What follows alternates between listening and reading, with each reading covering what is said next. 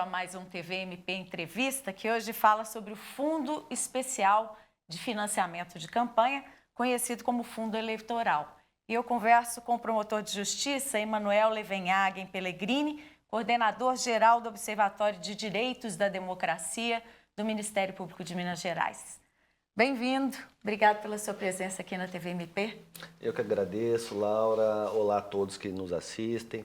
Mais uma vez é um prazer e uma honra estar aqui com vocês na TVMP e poder compartilhar um pouquinho sobre o direito eleitoral. Isso, então vamos começar explicando qual que é o modelo definido pela lei eleitoral brasileira para o financiamento de campanha. Ótimo. O modelo que nós temos hoje no Brasil é um modelo híbrido, né? Nós temos um financiamento das campanhas eleitorais através de doações, dinheiro dos próprios candidatos, ou seja, dinheiro privado. E nós temos também a grande maioria desse financiamento é realizada através do fundo eleitoral.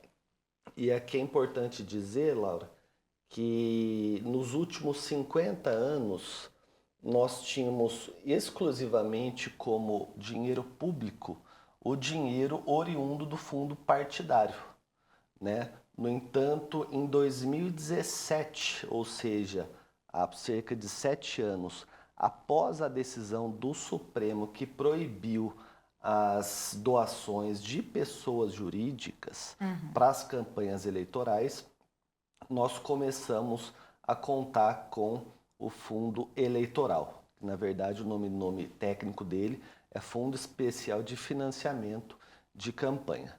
E essa decisão foi uma decisão do Congresso Nacional em 2017, através de duas leis que criou, através dessas duas leis que o Congresso criou esse Fundo Especial de Campanha. Então, em resumo, nós temos hoje um sistema híbrido misto que mistura no grosso, né, na grande quantidade, parte do orçamento público, mas nós continuamos ainda com a possibilidade da doação privada, que é a doação por meio das pessoas físicas. E aqui é importante esclarecer que as pessoas físicas têm um limite de doação, né? Você pode ter uma pessoa física com uma capacidade financeira muito grande, mas ela só pode doar no máximo até o limite de 10% da renda bruta dela, declarada no imposto de renda do ano passado. E da mesma maneira com recursos próprios. O candidato, ainda que tenha uma capacidade financeira muito grande, ele tem um limite para doação, justamente para que a gente possa manter o equilíbrio. O senhor citou aí que o STF proibiu, né, a doação por pessoas jurídicas, né, grandes empresas, bancos e empreiteiras eram os principais financiadores de candidatos, né? Por que isso ocorreu? Laura, é importante dizer que essa decisão do Supremo ocorreu em 2015, né? Portanto, há relativamente pouco tempo. Foi no âmbito de uma ação direta de inconstitucionalidade, o Supremo declarou inconstitucionais as previsões da lei que permitiam que as empresas, ou seja, as pessoas jurídicas, doassem para candidaturas. Um relator foi até o ministro Luiz Fux e o Supremo seguiu o voto dele como relator e por maioria declarou inconstitucionais essas previsões. Segundo o Supremo, e essa já era uma discussão muito acentuada na época de 2015, o Supremo declarou que as pessoas jurídicas elas não podem ser comparadas às pessoas físicas no âmbito da atuação política.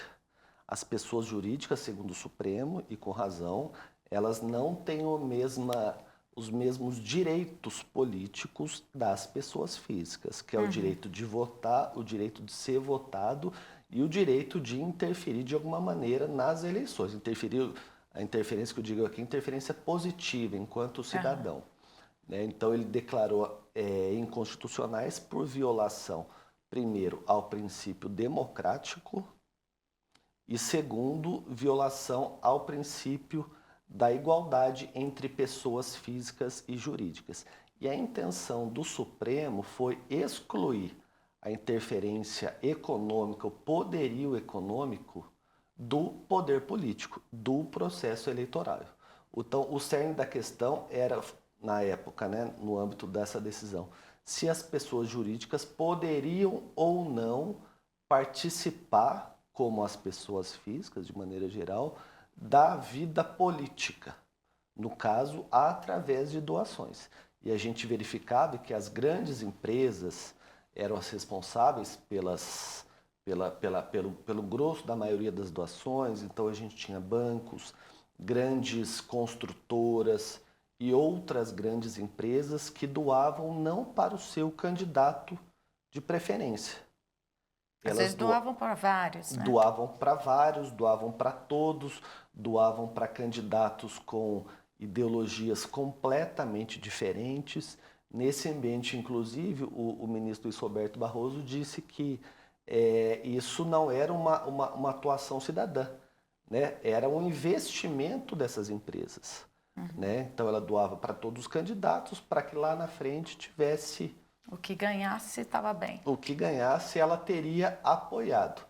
E é engraçado, Laura, porque na eleição de 2002, há cerca de 20 anos, nós tivemos cerca de 800 milhões em doações de pessoas jurídicas, 800 milhões de reais, na eleição de 2002, nas eleições nacionais de 2002. 10 anos depois, em 2012, portanto, pouco tempo depois, nós tivemos de doações de pessoas jurídicas cerca de 4 bilhões e meio de reais. Então isso foi muito discutido no âmbito desse julgamento, uma influência muito grande. Né? E a gente viu, a gente acompanhou pela televisão, a contaminação do poder político, do processo eleitoral, pelo poder econômico. Então, em resumo, foi esse o objetivo do Supremo ao declarar inconstitucional a doação de pessoas jurídicas nas campanhas eleitorais. Bom, agora com essa mudança, né, apesar da lei determinar esse modelo híbrido, né, majoritariamente as campanhas são financiadas com recursos do Fundo Eleitoral e do Fundo Especial de Assistência Financeira aos Partidos Políticos, né, que é o fundo partidário que a gente falou aqui.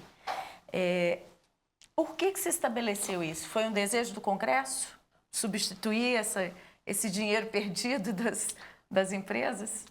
Foi um desejo do Congresso. Como eu disse, a gente tinha, nos últimos 50 anos, a gente tinha um financiamento privado, né? As pessoas jurídicas poderiam doar. A gente tinha e continua tendo a doação através de pessoas físicas e de recursos dos próprios candidatos. No entanto, com o advento dessa decisão do Supremo em 2015, que foi um marco disruptivo que mudou completamente o sistema de financiamento de campanha e causou um impacto muito grande nas campanhas eleitorais, os partidos e, consequentemente, os candidatos, eles necessitavam daquele dinheiro, estavam acostumados com aquela grande quantidade de dinheiro para financiar as suas campanhas.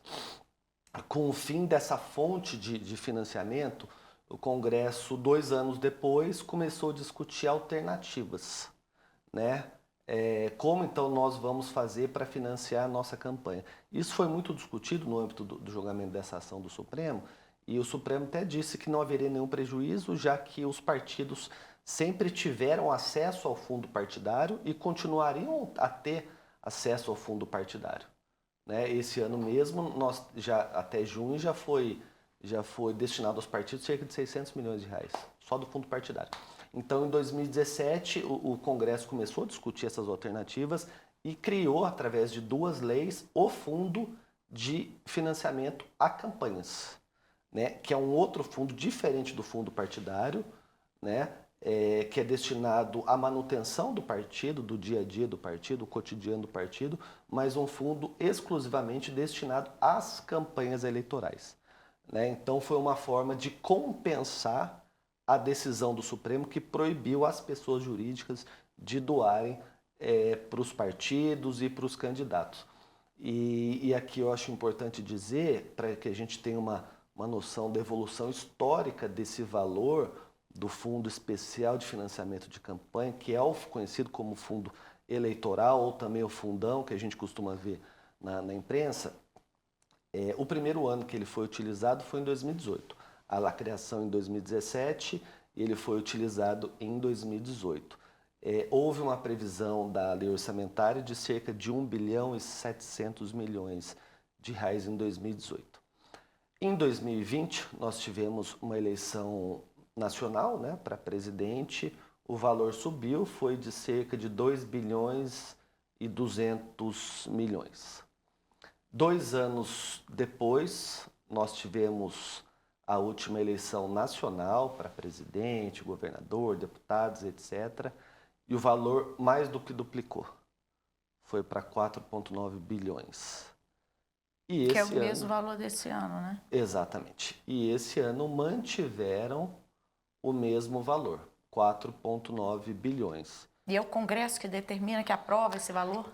É o Congresso. Aqui também eu acho muito relevante, né, explicar para quem, né, está nos vendo, para quem vai nos ouvir, que o fundo eleitoral ele prevê esse valor, né, e esse valor, na verdade, é um valor definido pelo Congresso através da lei orçamentária, que todo ano é votada essa lei orçamentária.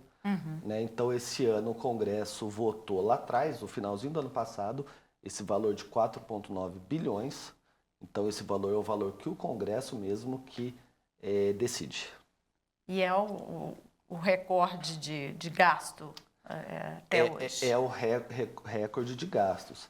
Ainda mais se a gente considerar que as eleições municipais são eleições muito menos dispendiosas, né? São eleições para muitos poucos cargos. Nós temos eleição para prefeito e vereador.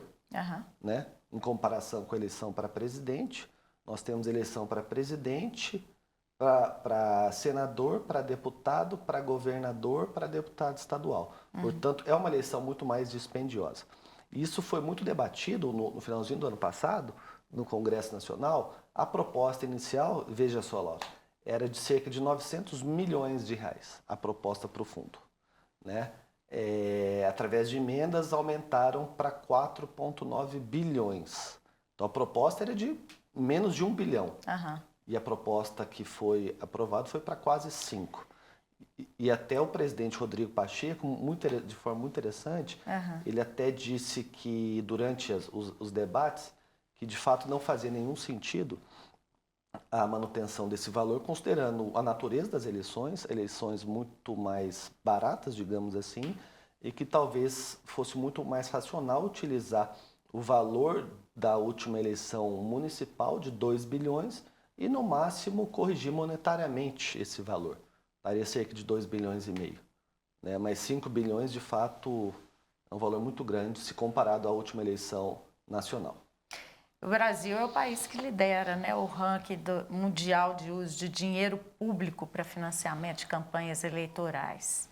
Que vantagens e desvantagens isso tem? Se é que há vantagens nesse aspecto?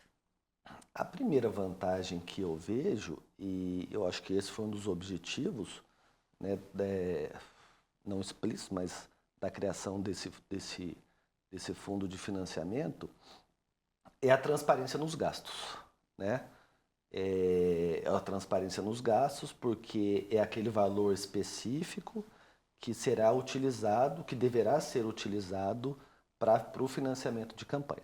Então é um recurso público e o valor do o fundo eleitoral é um valor, faz parte do orçamento da União, é uma rubrica do orçamento da União, né? Nós temos na lei orçamentária anual uma série de o orçamento todo da União, de mais de 1 trilhão de reais, e dentro dessa peça orçamentária nós temos quase 5 bilhões para o financiamento. Então é um valor que está depositado na conta do Tesouro, o Tesouro Nacional repassa ao Tribunal Superior Eleitoral, e o Tribunal Superior Eleitoral, no primeiro dia útil de junho dos anos de eleição, repassa esse dinheiro aos diretórios nacionais dos partidos.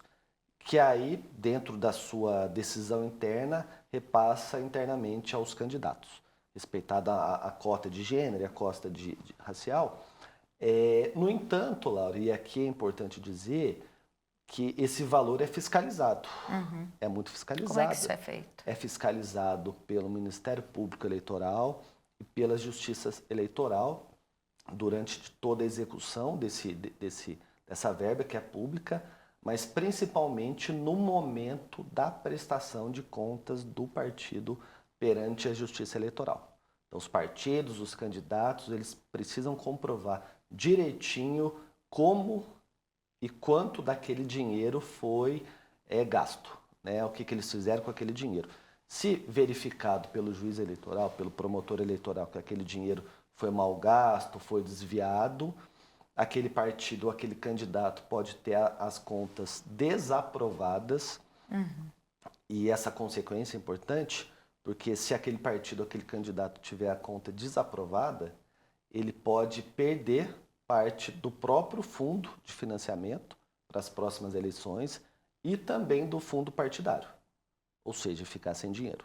Então é fiscalizado toda a nota, toda a comprovação tudo fiscalizado, de gasto. exatamente. A prestação de contas é uma prestação de contas feito com bastante, deve ser feito com bastante cuidado e analisado com bastante cuidado pelos promotores e juízes eleitorais. A gente falou aqui de fundo eleitoral e fundo partidário. Vamos explicar qual que é a diferença de um e outro? É importante essa diferenciação porque, como eu disse, há 50 anos a gente sempre ouviu falar de um fundo, que era o fundo partidário, né? Fundo partidário, etc. E agora nós temos o fundo eleitoral. Então, às vezes a gente vê na imprensa, acaba se confundindo, né? O fundo partidário, que já é um fundo antigo, ele existe para dar sobrevida financeira aos partidos, né? Também de dinheiro público. É dinheiro público também. O fundo partidário, ele é um fundo composto de dinheiro público. Em primeiro lugar, dotação orçamentária da União vai para esse fundo partidário. Segundo lugar, todas as multas e penalidades aplicadas pela Justiça Eleitoral também vão para esse fundo. E esse bolo, que até junho já somou até junho, metade do ano, cerca de 600 milhões de reais, né? Até junho, metade do ano, 600 milhões de reais. Ele é direcionado aos partidos, 5% para todos os partidos. É né, igual, com a registro no distribuição TSE, é igual. É igual para todos os partidos. E 95% de acordo com a votação que eles tiveram na última eleição. Né? Então, de acordo com essa proporção. E esse dinheiro é utilizado pelos partidos para alugar sede, para pagar conta de luz, conta de água, conta de telefone, conta de internet, enfim, para o cotidiano do partido funcionar. Agora, o fundo eleitoral não. O fundo eleitoral ele é utilizado exclusivamente para o financiamento da campanha. Não é para o partido sobreviver, não. É para o financiamento da campanha. Só para isso. E o valor, como eu disse, esse ano é de 4,9 bilhões. E aqui é importante dizer também que o financiamento é o fundo partidário, em razão do objetivo deles, ele existe para manter o partido, o cotidiano, as despesas do partido, o valor é transferido mensalmente aos partidos. Entendi. Agora, o Fundo Especial de Financiamento, não. Todo ano de eleição, os partidos recebem esse valor. Só para você e para todos aqueles que nos assistem terem noção da grandiosidade desses valores, o maior partido do país hoje, de fundo eleitoral, fundo de financiamento de campanha, vai receber cerca de 860 milhões, só de fundo especial de campanha. Mais cerca de 90 milhões, 80 e poucos milhões, que ele já recebeu de fundo partidário só até junho. Então a quantidade é grande, a quantidade é muito significativa. Como é que é a distribuição, o rateio dessa verba do fundo eleitoral? A gente explicou do fundo partidário, como é que ele é distribuído, e o do eleitoral. O fundo eleitoral, a repartição entre os partidos, hoje nós temos 29 partidos, né? E a repartição é um pouco diferente, né? Eu disse que no fundo partidário nós temos 5% que vão para todos os partidos e 95% de acordo com a bancada, né? Quantidade de votos que eles tiveram. No fundo eleitoral, nós temos 2% do fundo, que são distribuídos para todos os partidos, se o partido tiver registro no TSE, porque todo partido precisa ter o registro no TSE. Nós temos 48% que é distribuído para os partidos na proporção da bancada que eles fazem para a Câmara dos Deputados na última eleição. Né? Então, quanto mais deputado você conseguir eleger, maior vai ser o seu fundo. 15% também na proporção da bancada de senadores que aquele partido conseguir eleger na última eleição para o Senado, e 38% na proporção dos votos que aquele partido, dos votos, aqui não é a bancada eleita, dos votos que aquele partido teve na última eleição. Essa concepção, né, esse critério de divisão é elaborado também pelo Congresso. A sociedade tem como opinar, tem como participar disso, intervir, porque é dinheiro público, dinheiro nosso. É dinheiro público, sem dúvida. Tanto o fundo partidário quanto o fundo eleitoral é dinheiro público. É parte do mesmo bolo do orçamento da União que é destinado aos partidos. O Congresso, em 2017, tomou essa decisão e definiu esses critérios, né? Da forma de rateio, da utilização dos recursos e, né, queiramos ou não, o Congresso representa a população. Mas eu acredito que o mais importante é o Congresso.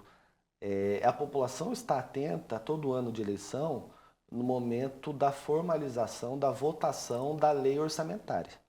Né? Porque é o Congresso, através dos deputados e senadores, que votam em anos de eleição o valor do fundo eleitoral. Então, não há um limite. Não há um limite mínimo, não há um limite máximo. O Congresso, se assim entender, ele pode dizer que o fundo eleitoral daqui a 2 anos vai ser de 10 bilhões. Como ele pode dizer também, votar e decidir que o fundo vai ser só de 500 milhões. Então é importante essa participação cidadã, esse alerta dos cidadãos nesses momentos da formalização da votação da lei orçamentária anual. Se sobrar dinheiro do fundo eleitoral, o partido tem que devolver? Eles costumam devolver? Sim, eles precisam devolver. O fundo eleitoral não é uma doação. Não é uma doação da União, ou seja, dos contribuintes. A União é algo abstrato, mas União somos todos nós, né? Que pagamos nossos tributos. Mas é um valor destinado aos partidos e aos candidatos para que eles possam financiar suas campanhas. Se houver sobras eleitorais, se o candidato ou o partido não gastarem todo esse valor, eles precisam sim devolver. Eles precisam devolver esse valor ao Tesouro Nacional, né? Então, existe de fato um momento para isso, é no momento da prestação de contas, né? É em novembro. É em novembro que é feita a prestação de contas dos candidatos e dos partidos, e no momento que eles fazem a prestação de contas perante a Justiça Eleitoral, eles devem declarar, olha, eu recebi 100 milhões e gastei 80 milhões, portanto sobrou 20. Então, costuma sobrar? E costumam devolver? Devolver eles precisam, sob pena de, como eu disse, terem as contas reprovadas e na eleição seguinte perderem acesso ao Fundo Especial de Financiamento e ao Fundo Partidário. Agora, se costuma sobrar, normalmente eles costumam gastar tudo, né? Mas vez ou outra sobra alguma coisa. E essa fiscalização do que é devolvido, do que é empenhado, é bem firme. Bem firme, exatamente. Né? É bem firme. Pode ser por algum motivo, né, eles informem o contrário, mas a fiscalização é grande. E aqui o mais importante é que a consequência é muito séria. Né? Eles podem perder acesso ao financiamento da próxima campanha. Né? E o partido pode perder acesso ao fundo partidário. Né? Então, assim, eles costumam gastar, né, todo o dinheiro, mas se não gastam, é preciso sim devolver. E se eles não devolverem, o Ministério Público Eleitoral, a Justiça Eleitoral, está aí para cobrar. Como é que os cidadãos, os eleitores, podem garantir eleições democráticas esse ano? A que eles devem estar atentos durante a campanha e o Ministério Público também? Olha, eu acho que um grande desafio, principalmente nos grandes centros urbanos, hoje em dia, é o uso da inteligência artificial nas eleições. Né? E hoje a gente sabe que a sociedade, de maneira geral, os cidadãos, eles se informam muito através de redes sociais, né? Dessas redes sociais famosas e desses aplicativos de mensagem. E muitos trocam mensagem entre si e se informam através de notícias que não são muito checadas, né? E com o uso maciço... Muitas vezes você recebe alguma coisa pelo WhatsApp, por exemplo, sem saber de onde veio aquela informação, quem gerou. Quem gerou, se aquela informação é verdadeira ou não. As pessoas recebem aquela informação e já pressupõem que aquilo é verdade. Isso, de fato, sobretudo em cidades menores, Laura, tem gerado um problema muito sério de informação. As pessoas se informam, se desinformam, na verdade. E uma influência indevida, né, na eleição. Exatamente, uma influência indevida, e isso pode sim acarretar a vitória de uma pessoa que não seria a escolhida daquela pessoa se de fato ela soubesse a realidade. Então, a nossa sugestão, a minha sugestão, orientação, se eu posso dizer isso, um conselho, é para que as pessoas tomem muita cautela com as informações que elas recebem em redes sociais, elas procurem se informar adequadamente, utilizem a imprensa profissional nesses momentos... Que sofreu uma campanha de descrédito violenta, né? Violenta. Mas que são fontes fidedignas, porque são empresas, né, constituídas, né? Não são anônimos. Sim, são empresas constituídas, são empresas muitas vezes centenárias. E que podem ser responsabilizadas se divulgarem algo incorreto. Podem ser responsabilizadas as empresas têm CNPJ, todos os jornalistas profissionais dessas empresas são pessoas gabaritadas, são pessoas qualificadas, também são pessoas que podem ser de alguma maneira responsabilizadas, né? E nesse momento, nesse momento de revolução tecnológica, revolução digital, que a gente verifica a importância da imprensa escrita, da imprensa profissional. Ela pode ser escrita, ela pode ser televisionada, ela pode ser através de internet, mas que as pessoas precisam voltar para a imprensa profissional. Né? A imprensa profissional erra, como todo profissional erra, mas são informações checadas, testadas. E quando há erro, há correção. Exatamente. Quando há erro, o mais importante é que é a correção. Então, as pessoas precisam voltar à imprensa profissional para que se informe. Eu, particularmente, tenho o costume até hoje de ler meu jornal impresso toda manhã. Então, a gente precisa dar relevância novamente para a imprensa profissional para que nós possamos nos informar, né, ter espírito crítico e poder verificar se aquela informação que nós recebemos via WhatsApp é real ou não. No mínimo, desconfiar daquela informação anônima que chegou através de um conhecido, sem fonte, sem origem, enfim, informação. Eu acho que o ingrediente principal que nos falta hoje em dia, enquanto sociedade, é informação e espírito crítico. Muitas vezes a informação vem com um visual de correção ali, né? Bota uma pessoa falando, né?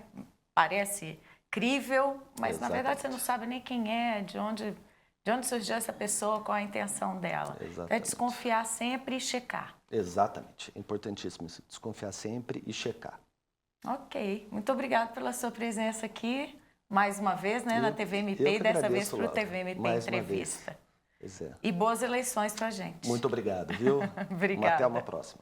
E para você que esteve nos assistindo, confira nossos outros programas na playlist do YouTube.